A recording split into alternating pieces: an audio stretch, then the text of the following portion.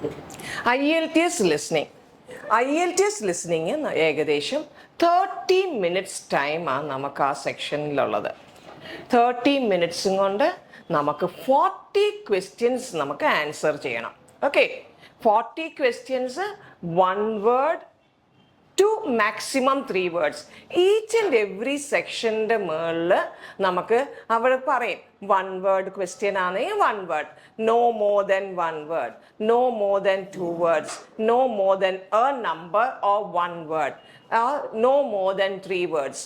അപ്പോൾ ഓരോ ക്വസ്റ്റ്യനും അങ്ങനെ നമുക്ക് എഴുതും. സോ അതുകൊണ്ട് നമുക്ക് ഡിഫിക്കൽട്ടി ഇല്ല. So what is all about listening? Listening എന്ന് പറഞ്ഞാൽ നമുക്ക് 4 സെക്ഷൻസ് ഉണ്ട്. 40 ക്വസ്റ്റ്യൻസ് നമുക്ക് ആൻസർ ചെയ്യണം. 40 questions 1 word to 3 words.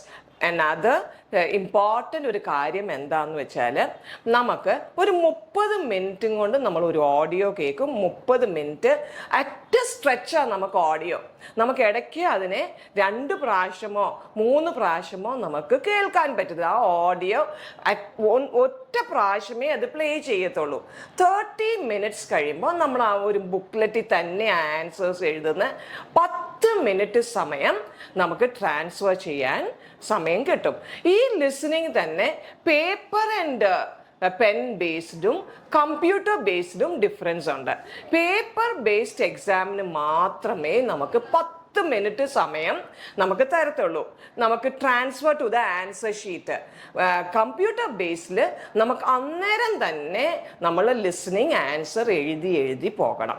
Okay, നമുക്ക് ടൈം ആഫ്റ്റർ ലാസ്റ്റിൽ നമുക്ക് നമ്മൾ കേൾക്കുമ്പം തന്നെ ആൻസർ ടൈപ്പ് ചെയ്തിട്ട് നമുക്ക് പോകണം. സോ ഇതാണ് നമ്മുടെ രണ്ടിൻ്റെയും ഡിഫറൻസ്. പേപ്പർ ആൻഡ് പെൻ ബേസ്ഡിലും കമ്പ്യൂട്ടർ ബേസ്ഡിലും നമുക്ക് ഡിഫറൻസ്, ഏറ്റവും ഇമ്പോർട്ടൻറ്റ് ഡിഫറൻസ് ഇതാ. 2 കമ്പ്യൂട്ടർ ബേസ്ഡ് ആണെങ്കിലും പേപ്പർ ബേസ്ഡ് ആയാലും നമുക്ക് 40 ക്വസ്റ്റ്യൻസ് ആണ് നമുക്ക് ആൻസർ ചെയ്യുന്നത്. 4 സെക്ഷൻസ് ഉണ്ട്. 4 സെക്ഷൻസും കുറച്ച് ഡിഫറൻസ് ഉണ്ട്. ഒരു സെക്ഷനിൽ നമുക്ക് 10 ക്വസ്റ്റ്യൻസ്, സെക്കൻഡ് സെക്ഷൻ another 10 ക്വസ്റ്റ്യനും, 3-ാമത്തെ സെക്ഷനും 10 ക്വസ്റ്റ്യനും, 4-ാമത്തേതിനും 10 ക്വസ്റ്റ്യൻസ് ഉണ്ട്. അപ്പം 40 ക്വസ്റ്റ്യൻസ് ആർ ടുഗെദർ. ഒരു സെക്ഷനിൽ തന്നെ 2 ടൈപ്പ്. ഏത് രീതിയിലാണ് ലിസണിങ് എന്ന് പറഞ്ഞാൽ നമുക്ക് ആക്സെന്റ് ഇസ് വെരി, എല്ലാത്തിനും ഡിഫറെൻറ്റാണ്. നമുക്ക് അമേരിക്കൻ ആക്സെന്റ് കാണും, ബ്രിട്ടീഷ് ആക്സെന്റ് കാണും, Canadian accent and Australian accent. Australian accent ഉള്ള ഡയലോഗ്സ് ഭയങ്കര ഡിഫിക്കൽട്ടാണ്. ഇനിയും ഈ 4 സെക്ഷനിലും 4 ഡിഫറെൻറ്റ് ടൈപ്സ് ഓഫ് ക്വസ്റ്റ്യൻസാണ്. ഈ ക്വസ്റ്റ്യൻസ് വന്ന് എവറി ഡേ ബേസ്ഡ് ക്വസ്റ്റ്യൻസാണ്. Sometimes it might be about person talking with another person, a doctor talking with a patient, അല്ലെങ്കിൽ a nurse talking with the doctor. അങ്ങനെ അതിനാണ് ഡയലോഗ് എന്ന് പറയുന്നത്. മോണോലോഗ് എന്ന് പറഞ്ഞാൽ ഓൺലി ഒറ്റ ഒരാളുടെ സംസാരമാണ്. ഓക്കെ, ഒരു news reader, A person addressing A meeting. അപ്പോൾ ഒറ്റ ആളുടെ സ്പീച്ചേ ഉള്ളൂ. സോ ഈ കോൺടെസ്റ്റ് ഏതൊക്കെ പല രീതിയിലുള്ള കോൺടെസ്റ്റ് വരും. എവ്രി ഡേ ആക്ടിവിറ്റീസ്, പിന്നെ ന്യൂസിനെ കുറിച്ച്, അല്ലെങ്കിൽ സോഷ്യൽ ഇഷ്യൂസിനെ കുറിച്ച്, എന്തിനെ കുറിച്ചായാലും നമുക്ക് questions. another important thing is നമുക്ക് ഫില്ലപ്സ് വരും, മാച്ച് ദ ഫോളോയിങ് വരും, മാപ്സ് തന്നിട്ട് അതിൻ്റെ ആ ഡയറക്ഷൻ പറയും. പിന്നെ 2 പേര് തമ്മിലുള്ള ന്യൂസ് വായിക്കുന്നത് so first section it will be mostly a dialogue. Dialogue എന്ന് വെച്ചാൽ 2 പേര് തമ്മിലുള്ള കോൺവെർസേഷൻ. അത് ഒന്നുകൂടെ ഈസിയാണ് നമുക്ക് പിക്കപ്പ് ചെയ്യാൻ. Okay, sometimes A person loses Har laptop. So she is complaining to a lost property. അവർ തമ്മിലുള്ള ഒരു കോൺവെർസേഷൻ, അതിനാണ് ഡയലോഗ് എന്ന് പറയുന്നത്. Next second section will be A monologue. Monologue എന്ന് പറഞ്ഞാൽ ഒറ്റ ന്യൂസ് വായിക്കുന്നത്.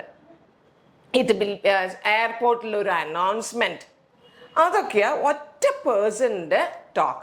That will be more difficult. അത് നിങ്ങൾ ശ്രദ്ധിക്കണം. Okay, second section, third section again dialogue, fourth section again monologue.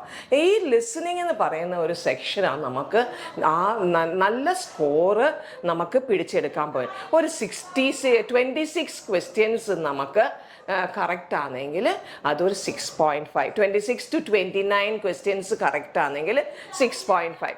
30 to 32 or 33 it is 7 band score. അപ്പം നമുക്ക് band score കയറുന്നത് according to the number of questions നമ്മൾ കറക്റ്റായിട്ട് ചെയ്യുന്നത്. ഓക്കെ, ഈ ഒരു സെക്ഷനിലാണ് നമുക്ക് സുഖമായിട്ട് സ്കോർ കൂട്ടാൻ പറ്റുന്നത്. നമ്മുടെ ബാൻഡ് സ്കോർ കൂട്ടണമെങ്കിൽ ഈ ലിസണിങ് നമ്മൾ ശ്രദ്ധിച്ചേ പറ്റും. അക്കാഡമിക്കിനും ജനറലിനും വ്യത്യാസം ഇല്ല. Okay, the listening will be same both for academic as well as general. അപ്പോൾ അത് നമ്മൾ ശ്രദ്ധിക്കണം.